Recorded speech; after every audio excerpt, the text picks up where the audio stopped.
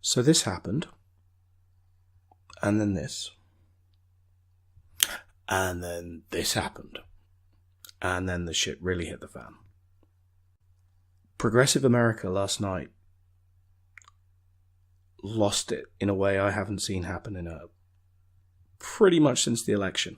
Every TV show, every commentator was joining in on the dog pile. And then something happened that we haven't seen happen in a very long time. Kanye didn't cuck. He didn't bow down and say, oh, well, obviously I was mistaken. He didn't pull a Steve Harvey. He doubled down and said, no, I believe what I believe. And then, of course, his wife jumped in. Whether you find these people interesting or not, the amount of influence they can wield, the power that they have. I mean, Kim has more followers than Trump. That's influence. That's power. That's the ability to reach out there and push whatever message you want. And yeah, you might only convince 25% of those people.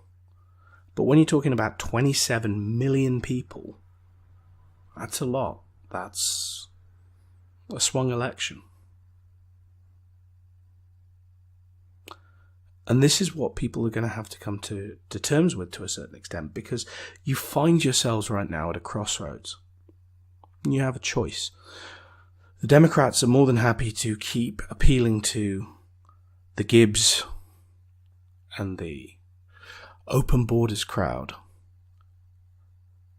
But one thing that is, I believe, starting to become clear to the black community is that while up until now the Democrats have employed a rainbow coalition in order to get done what they need to, there is an endless supply of South Americans, Mexicans, and they are ready and waiting to come. We're talking about 500 million people here. If 20% of those people decided to pack up and say, fuck it, it's my turn for the American dream now, that is 100 million people. That is game over. That is La Raza's wet dream. That is a Hispanic America. And once they no longer need you, what reason do they have to appeal to the black community anymore? You will be tossed aside, thrown under the bus. People often quote this demographic chart showing the changing face of America. And the one thing that really is worth noting is that while there has been a little bit of growth in the black population, it's stayed fairly consistent.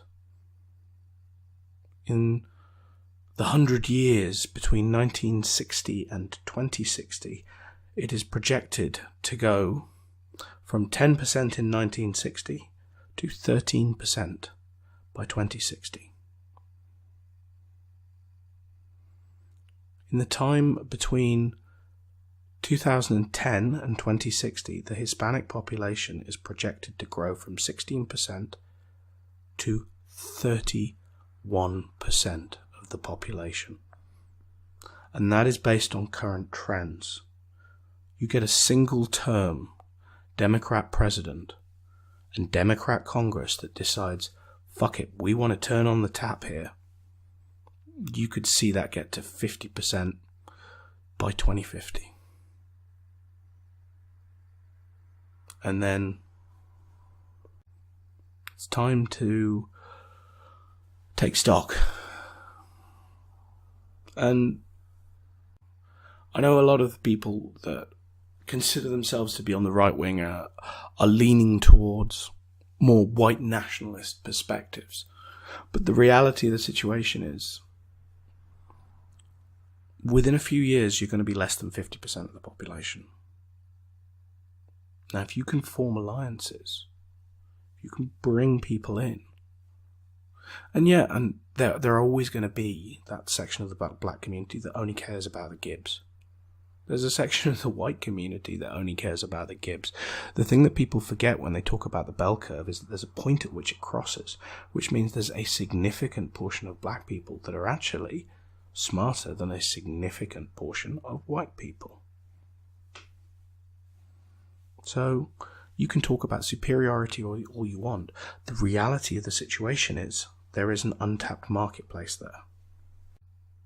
And if you want to retain your country in its current form, if you want to take it back and say no to these ridiculous policies, to give people opportunities rather than handouts, to give people a chance to build a life for themselves, no matter what race or creed or religion or whatever it may be that divides us.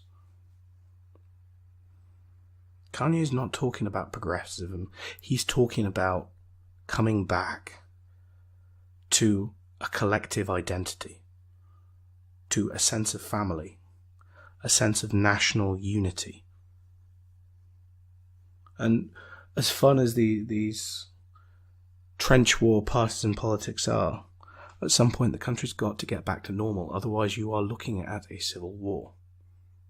And if you consider yourself a person that believes in white genocide and other such concepts, then is it really such a good idea to start a civil war in the largest white population in the world that's probably going to result in 1/3 to 50% of those white people dying?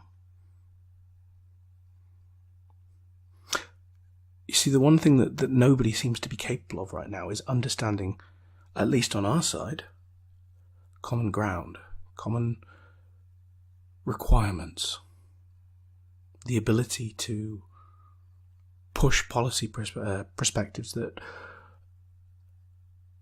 serve multiple groups' needs, wants, desires, and maintaining a stable United States, creating opportunity. Everybody benefits from that. And that doesn't mean handing people bundles full of money. But if you took all that money that's currently spent on welfare and said, you know what, we're going to lend that money out, soft interest, kickstart the economy, businesses cropping up left, right and centre, employing people, creating an opportunity to get back to the American ideal. You know, people talk about the poem on the bottom of the Statue of Liberty. That is not the American exceptionalism that you're so well known for. It's the ability for people to self-start, to go out there and make something, to go in 1 or 2 generations from nothing to middle or possibly even upper class. It's the ability for people to create something and market it and sell it. Now, if you can start to get people within the black community wanting opportunity, not handouts, wanting respect, not sympathy, breaking the victim mindset,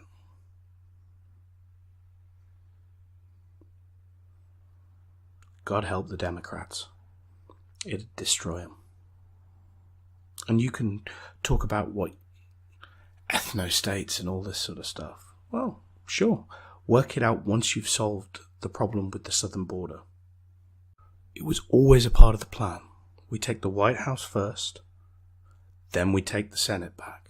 We get rid of the GOP cucks. We get rid of the obstructionists, the bipartisans that in reality are serving the same neocon, neo-lib agenda. We clean house. Job's only half done. And Kanye and the people that he can bring along with him, if they want Gibbs, they're going to carry on voting for Democrats. Nothing's going to change that. They're always going to be the party of handouts. But If they want to do something, if they want to make something of themselves, give them a fucking opportunity and see what they do with it. It's not about pity. It's not about quotas. It's not about making people feel good about themselves. It's about giving them a spotlight and saying, shine. Do what you got to do. Make something of yourself. And if they can't do that, fair enough. Fuck off somewhere else. But if they can, and you can wrestle that monopoly away from the Democrats, you may not solve all your problems, but you're certainly buying yourself time. And time is something that you do not have. So it's time to start thinking outside of the box. Kanye's opened a door. Do you want to walk through it? Or do you want to sit here and wait for the inevitable? No group in America has been more harmed by Hillary Clinton's policies than African Americans. No group. No group. If Hillary Clinton's goal was to inflict pain on the African American community, she could not have done a better job. It's a disgrace. Look, what do you have to lose? You're living in poverty. Your schools are no good. You have no jobs. 58% of your youth is unemployed. What the hell do you have to lose?